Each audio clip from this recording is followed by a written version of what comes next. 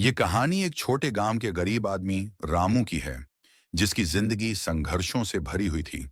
लेकिन उसमें ऐसा एक रहस्य छुपा था जिसने उसकी पूरी दुनिया बदल दी।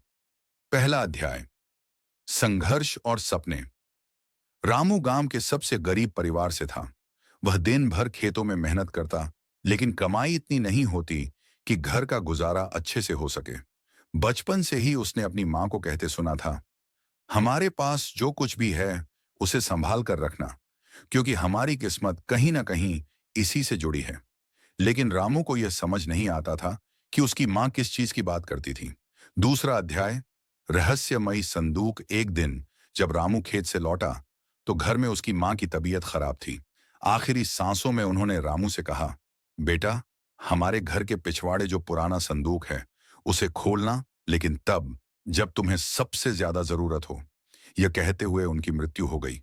रामू ने उस संदूक को देखा, लेकिन उसे खोलने की हिम्मत नहीं जुटा पाया।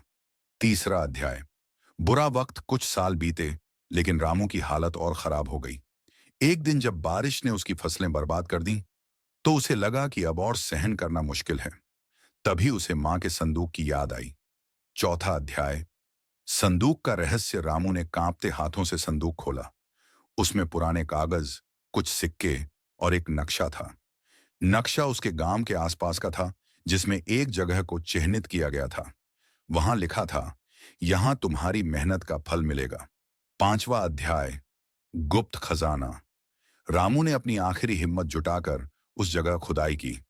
वहां उसे एक पुराना मिट्टी का घड़ा मिला, जिसमें सोने के गहने और सिक्के भरे थे। उसकी आंखों में आंसू थे।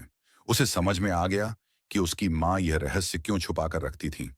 अंतिम अध्याय, नई शुरुआत। रामू ने वह धन गांव के लोगों की भलाई के लिए इस्तेमाल किया। उसने स्कूल बनवाया, सड़कें बनवाईं और अपने गांव को खुशहाल बना दिया। वह अब गरीब नहीं था, बल्कि पूरे गांव का आदर्श बन गया था। यह कहानी हमें सिखाती है कि कठिनाइयों के बीच भी कभी कभी किस्मत अपना दरवाजा खोल देती है, बशर्ते हम अपनी मेहनत और विश्वास बनाए रखें।